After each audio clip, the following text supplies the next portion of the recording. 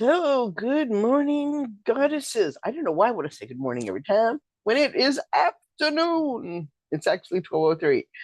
But my name is Dee Savoy. I am your goddess whisperer, hoping to whisper to the goddess inside you to help you create a life you dream of, desire, and most of all, deserve. So, how are we doing, everybody? I am doing a little bit better than yesterday. Didn't get to the makeup, but I do have on some earrings. So, what could I tell you? It's getting there. It's getting there.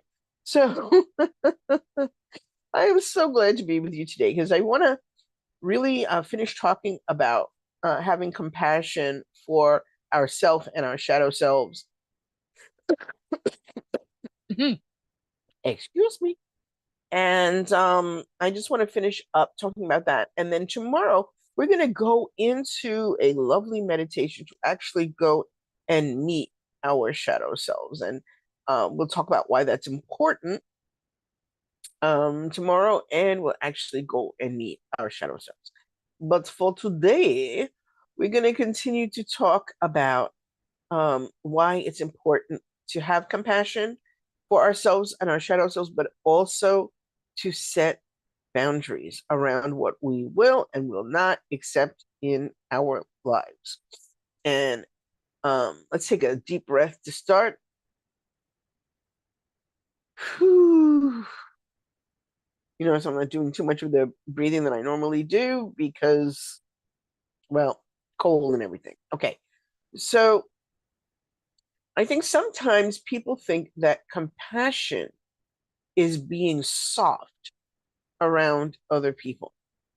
And I think that is a clear mistake in interpreting what compassion is. Compassion is the sister of empathy, of being able to feel what other people feel and to really feel it like in your body, in your bones, what other people are feeling, what they're going through, what they need, right? And what they need to complete themselves. And that's the empathy part, right? Being able to feel into somebody what somebody else is going through. The compassion part is acting on that knowledge. Okay, so that if you know that somebody responds best if you speak to them softly and quietly, and you because that's what they need, right? You empathize with what they are needing, and then you respond by speaking to them in a calm and quiet voice so that they hear what you're saying when it comes through. That is when you are showing compassion, because compassion is something you demonstrate, right? Now suppose you know that the same person needs um the quiet approach, but your natural way of doing things is like a tough love approach.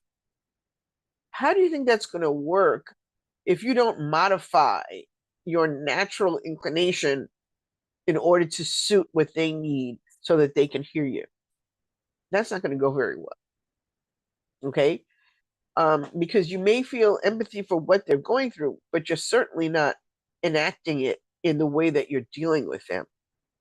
So we really need to um, not shift ourselves, our core self, in order to deal with other people, but we can be able to modify the way that we normally do things in order to work with other people, to help other people out, and to be a support for other people. Um, and you can clearly see that sometimes in friendships where I was just talking to a friend the other day, and one friend calls up the other friend almost on a daily basis to talk and complain about all the things going on in her life, predominantly the men in her life, and blah, blah, blah, blah, blah. And the other person listens with empathy, understands exactly what she's going through, right?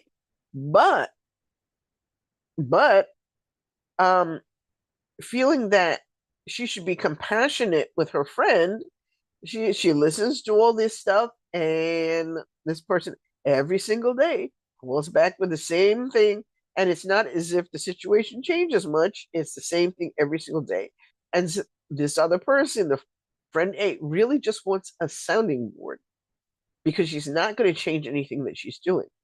So is it compassionate to listen to the same thing every day without saying, hey, well, why don't you try doing something different or approaching it differently or looking at it differently, or maybe just moving yourself away from that situation where you shouldn't be?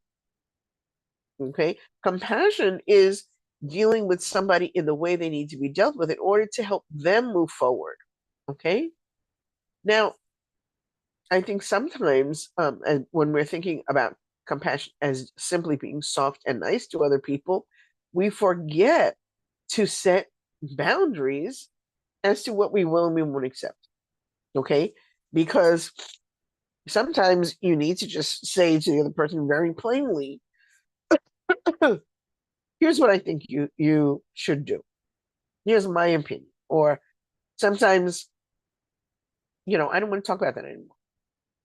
Setting a firm boundary as to what that person can communicate to you. And it's not about, excuse me, forcing the other person to do something. It is about saying, here's what I will and I will not accept. It's not about making the other person behave in a particular way. It's about what you will do if that person behaves in this way. So, for example, if this friend calls up and you said to her, look, I really don't want to hear about this situation every single day because it's not as if you want to change anything, you just want to complain.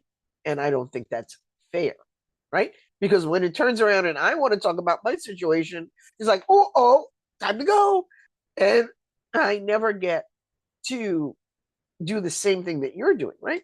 So instead of feeling as if, well, you better not call me up and talk about this again, it's knowing that if that person calls you up and they talk about the same situation again, you will be willing to do what? Speak out and say, I don't want to talk about it, hang up. Um, what are you going to do to remove yourself from that situation that you don't want to be in? And that is compassion for both of you because sometimes other people don't recognize just how selfish or self-centered their behavior can be, or maybe they don't recognize the ways that they could help themselves that they're not taking. There's a variety of ways in which we can help someone else in their situation if we speak up and if we don't let things that really don't make sense continue on. So remember, setting boundaries helps both of you. Why? One, because you know that if there's something that you don't want to continue to do, you have said a firm yet kind no thank you to that. And the other person gets to see that maybe the way that they've been operating is not really healthy, is not really the way they should be doing this. And so when you say no with love, right? You set boundaries with love, and boundaries, once again, are about what you are going to do, not about what the other person is going to do. When you tell other people what they have to do, that's called an ultimatum, and nobody responds well to those. You can just let somebody know, look, if you bring it up again, I'm hanging up. Now, that person can either modify their behavior and not bring it up, or um, they can just keep going as they're going. And then it's up to you to do the thing that you said you were going to do. To hold yourself accountable to yourself, what you desire to do for yourself. And just make sure that when you say no, you actually do mean that. Because then otherwise, that's just wishy washy. That's just wishy washy. And it's not compassion. It's not coddling. It's not even true empathy because you have to have the courage to stick to what you believe is true for yourself, okay? And what is good and right for yourself, what you'll put up with and what you won't put up with. And that's what they mean when we say we treat other people, or we teach other people how to treat us. Because if they can get away with it one time, they're going to try another time and another time and another time. So just allow yourself to be able to say no or yes as you please, but do it compassionately for both you and anyone else that is in your sphere. because we don't want to enable people to do things that are not right for them or for ourselves. And boundaries are about protecting our energy. And a lot of people say, well, nothing is worth disturbing my peace. Well, without setting, without having that compassion, without acting out the empathy we feel for other people, then we allow anybody in our sphere to disrupt it in any way they desire. And we say nothing. So let's cut that out. If you want to uh, be able to say no, I have a trick where I tell people, you know, a lot of times people are just people pleasers and they say yes to everybody all the time because they're afraid to say no. And to those people, I say, make, instead of making yes your default answer, where you say yes to everybody all the time about everything, make no your default answer.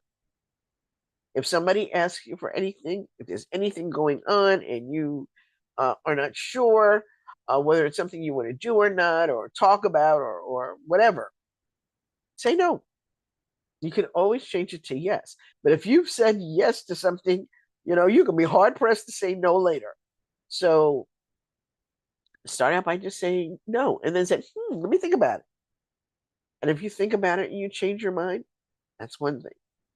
But remember that you need to have those clear and present boundaries in your life and enforce them with compassion and with love.